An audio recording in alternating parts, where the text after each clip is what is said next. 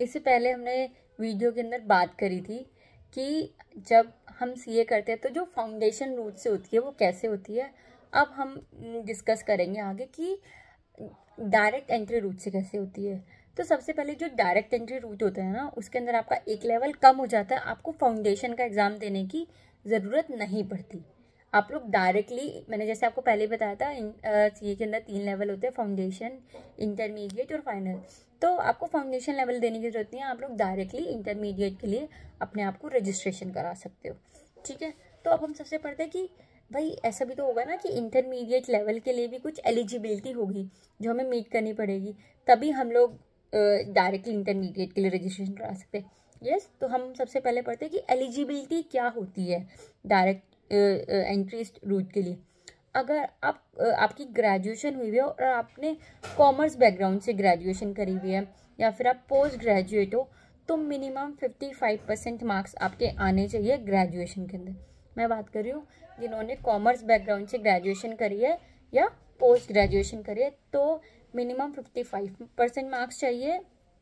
और अगर आपने किसी अदर स्ट्रीम से, अदर देन कॉमर्स स्ट्रीम से ग्रेजुएशन करी है या पोस्ट ग्रेजुएशन करी है, तो मिनिमम आपको 60% मार्क्स चाहिए होते हैं अपनी ग्रेजुएशन में। तो आप डायरेक्ट एंट्री के लिए, मतलब डायरेक्टली इंटरमीडिएट के लिए अपने आप को रजिस्ट्रेशन करा सकते हो। और उसके अलावा अगर जैसे सीएस, कुछ बच्चे जो सीएस कर रहे हैं या वो सीएमए कर रहे हैं, तो जिन बच्चों ने सीएस का इंटरमीडिएट लेवल पास कर लिया है वो भी डायरेक्टली इंटरमीडिएट डायरेक्ट एंट्री के रूट के थ्रू आ सकते हैं, डायरेक्टली अपने आप को इंटरमीडिएट में रजिस्ट्रेशन करा सकते हैं। उनको ज़रूरत नहीं है फाउंडेशन के एग्ज़ाम देने के लिए। तो इंटरमीडिएट लेवल, जिन्होंने इंटरमीडिएट लेवल पास कर लिया है सीएस का या फिर सीएमए का, वो भी डायरेक्ट एंट्री रूट के लिए एलिजिबल है। उनके लिए पास परसेंटेज ऑफ मार्क्स का कोई क्राइटेरिया नहीं है, बस आपका इंटरमीडिएट लेवल पास होना चाहिए। ठीक है, तो intermediate level pass candidate of CS and CMA student are exempt for qualifying foundation course and can direct register for the intermediate course। अब इसके अंदर क्या स्टेप्स होंगे रजिस्ट्रेशन के।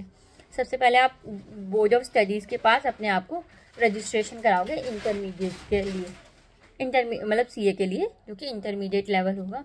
फिर उसके अंदर आपको 4 वीक्स की बेसिकली ट्रेनिंग होगी।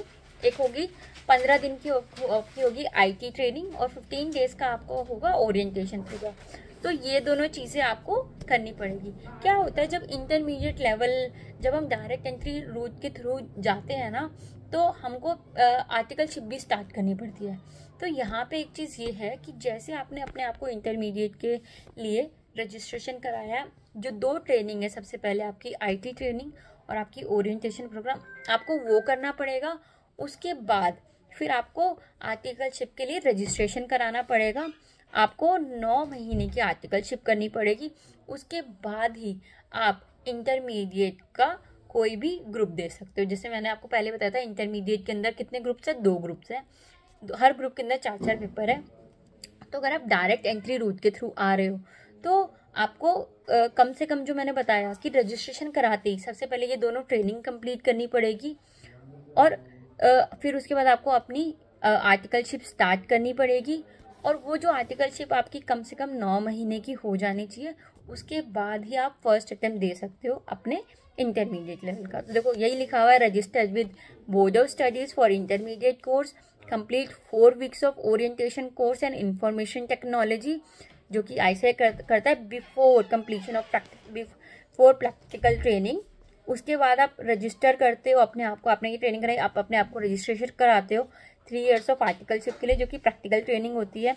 उसके बाद आप अपीयर करते हो इंटरमीडिएट एग्ज़ाम के लिए, जो कि 9 मंथ बाद ही आप अपीयर कर सकते हो। जैसे सपोज करो अब आपने अपने आप को रजिस्ट्रेशन करा लिया, वही जुलाई से पहले करा लिया, तो जो मई वाला एग्ज़ाम होगा आप उसके इंटरमीडिएट के लिए आप एलिजिबल हो जाओगे। फिर आपने फिर एग्ज़ाम दिया, ठीक है, अपनी 9 मंथ की आर्टिकलशिप कंप्लीट करने के बाद अब आपके ऊपर है, आप एक ग्रुप करके भी दे सकते हो और बोथ ग्रुप भी दे सकते हो।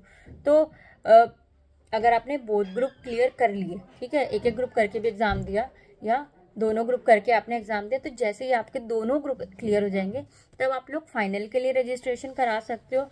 फिर आपने फाइनल का रजिस्ट्रेशन कराया, फाइनल के रजिस्ट्रेशन में सेम चीज़ की जो लास्ट 2 ईयर्स की आपकी आर्टिकलशिप होगी, क्योंकि इंटरमीडिएट में तो आर्टिकलशिप पहले से स्टार्ट हो जाती है ना, तो आप आर्टिकलशिप भी कर रहे होंगे और आप अपने इंटरमीडिएट के एग्ज़ाम भी दे रहे होंगे। तो जैसे आपके इंटरमीडिएट के एग्ज़ाम खत्म हो जाएंगे, क्लियर कर लोगे, आप फाइनल के लिए रजिस्ट्रेशन कराओगे और पढ़ाई करना स्टार्ट करोगे। फाइनल के जो एग्ज़ाम है वो आप अपने 2.5 साल की आर्टिकलशिप के बाद दे सकते हो। लेकिन अगर आपका इंटरमीडिएट का एग्ज़ाम कोई भी क्लियर नहीं हुआ, तो जब तक वो दोनों एग्ज़ाम क्लियर नहीं हो जाते और आप रजिस्ट्रेशन नहीं करा लेते, तब तक आप नहीं दे सकते। यहाँ पर एक और चीज़ है कि जैसे आपके बोथ ग्रुप क्लियर हो जाते हैं इंटरमीडिएट के लिए और आप अपने आप को फाइनल के लिए रजिस्ट्रेशन कराते हो, तो आपको वो जो दो ट्रेनिंग फाइनल लेवल पे आ जाती है, एडवांस ITT और सॉफ्ट स्किल ट्रेनिंग, वो आपको करनी पड़ेगी अपने फाइनल के एग्ज़ाम देने से पहले। तो आपने वो ट्रेनिंग कर ली, फिर आपने अपने फाइनल के एग्ज़ाम दिए। फाइनल के अंदर सेम वही चीज़ है, 2 ग्रुप्स है, हर ग्रुप के अंदर 4-4 पेपर है। जैसे ही आप दोनों ग्रुप क्लियर कर लेते हो, अपनी आर्टिकलशिप कंप्लीट कर लेते हो 3 इयर्स की, तो आप लोग इंस्टीट्यूट के अंदर अप्लाई कर सकते हो अपनी मेंबरशिप के लिए। तो बेसिकली ये था डायरेक्ट एंट्री के थ्रू।